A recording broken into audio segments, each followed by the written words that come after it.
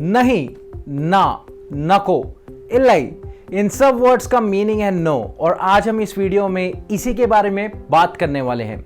हमें अक्सर हेजिटेशन होती है जब हम किसी को ना बोलते हैं, और अगर आपके साथ भी कुछ ऐसा होता है तो आई वुड रिकमेंड आप इस वीडियो को एंड तक देखें, क्योंकि आज मैं आपको बताने वाला हूं how to say no to someone.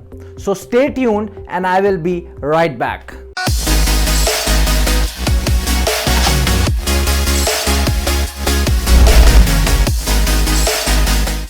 अब इससे पहले कि हम आगे बढ़े, मैं यहाँ पे आपको क्लियर कर देना चाहता हूँ कि इस वीडियो के थ्रू मेरा मोटिव ये बिल्कुल भी नहीं है कि आप हर किसी को जाके ना बोलना स्टार्ट कर दें, बल्कि मैं आपको बोलूँगा कि बी ए यस मैन या यस वुमेन, और एक ऐसी पर्सनैलिटी बने अपने सर्कल में कि आपके फ्रेंड्स, फैमिली मेम्बर्स या आपके कलीग्स आपके पास हेल्प मांगने ज़रूर आएँ।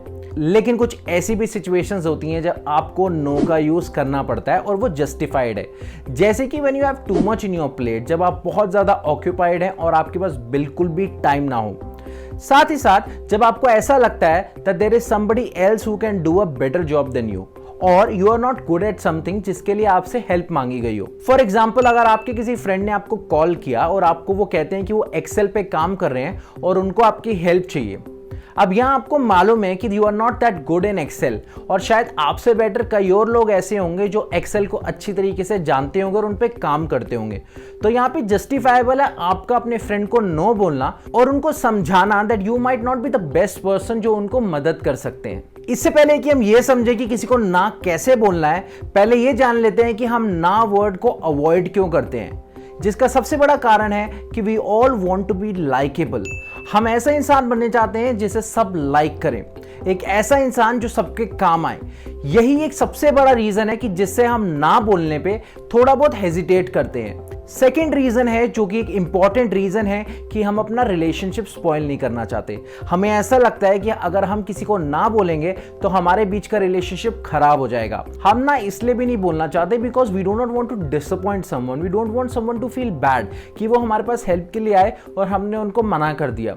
साथ ही साथ we want to avoid conflicts also. इस वजह से शायद हम अक्सर हाँ कह देते हैं, लेकिन कहीं ना कहीं डीप डाउन हम लोग ना बोलना चाहते हैं। अब बात आती है हम मना कैसे करें, हम नो वर्ड का यूज कैसे करें, how do we say no.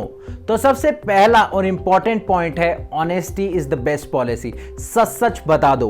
अब आपके पास काफी ज्यादा काम है, आपकी प्लेट ऑलरेडी फुल है, आप कोई और किसी को हेल्प नहीं कर सकते हैं, तो इंपॉर्टेंट है कि आप उनको सच सच ना बोल दें। सेकेंड पॉइंट है डू नॉट डिले।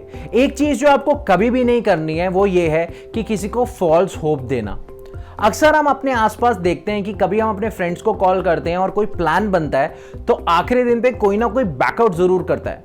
वो पहले ना नहीं बोलते हैं, लेकिन वो आखिरी दिन पे कुछ ना कुछ बहाना बोल के एस्केप करने की कोशिश करते हैं। अगर आप डिले करते हैं तो ये बहुत गलत है, क्योंकि आप ना तो किसी को ना बोल रहे हो और साथ ही साथ आप उनको एक फॉल्स होप दे रहे हो, जिससे आखिरी दिन पे ना करने के बाद उनके पास कोई टाइम ही नहीं बचेगा कि जिससे वो ऑल्टरनेटिव ढूंढ पाए।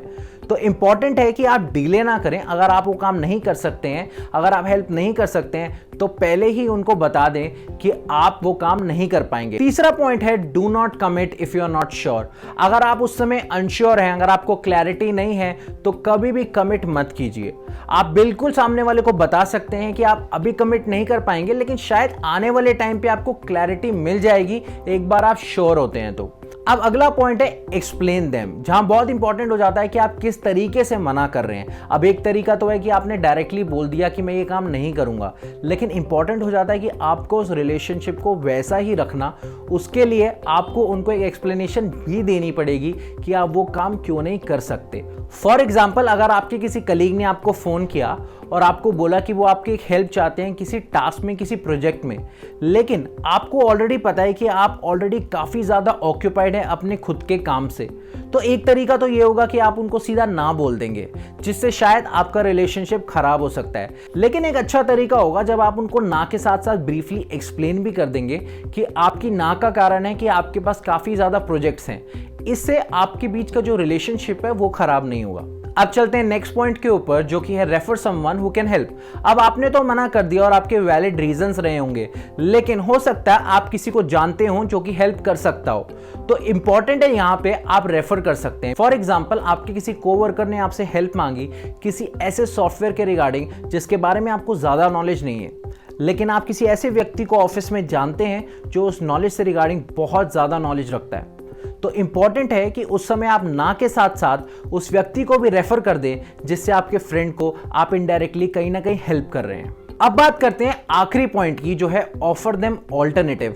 जब भी आप किसी को ना बोलते हैं तो अच्छा रहता है कि अगर आप उनको एक ऑल्टरनेटिव भी दे दें। फॉर एग्जाम्पल, आपके फ्रेंड आपको कॉल करते हैं और आपको बोलते हैं कि उनको आपकी हेल्प चाहिए, उनको एक नया लैपटॉप लेना है, और क्योंकि आपके पास काफ़ी अच्छी नॉलेज है लैपटॉप से रिगार्डिंग, तो वो सैटरडे को आपके साथ मार्केट जाना चाहते हैं ताकि वो एक नया लैपटॉप ले सकें। अब आपको पता है कि सैटरडे को आपकी एक इंपॉर्टेंट मीटिंग है, तो ना बोलने से अच्छा इंपॉर्टेंट है कि आप सैटरडे के लिए उनको ना बोल सकते हैं, लेकिन साथ ही साथ आप उनको एक ऑल्टरनेटिव ऑप्शन प्रपोज कर सकते हैं। आप उनको बोल सकते हैं कि आप मंडे को या फिर ट्यूसडे को उनके साथ जा सकते हैं उनके लिए एक नया लैपटॉप लेने।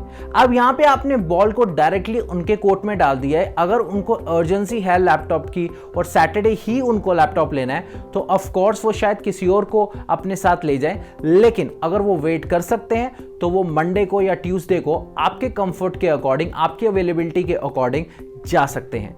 तो ये तरीका है कि जिससे आपका रिलेशनशिप भी उनके साथ अच्छा रहेगा, रिलेशनशिप भी स्पॉइल नहीं होगा, साथ ही साथ आप भी अपने काम पे फोकस कर सकते हैं। तो ये थे कुछ पॉइंट जिससे आप इफेक्टिवली ना बोल सकते हैं। और ना बोलना कुछ गलत नहीं होता, क्योंकि जब भी आप ना बोलते हैं, you are giving time to yourself, ताकि आप अपने काम कर सकें। साथ ही साथ ऐसे कई लोग होते हैं जो आपका फायदा भी उठा लेते हैं जब आप हर बात पे हाँ बोलें।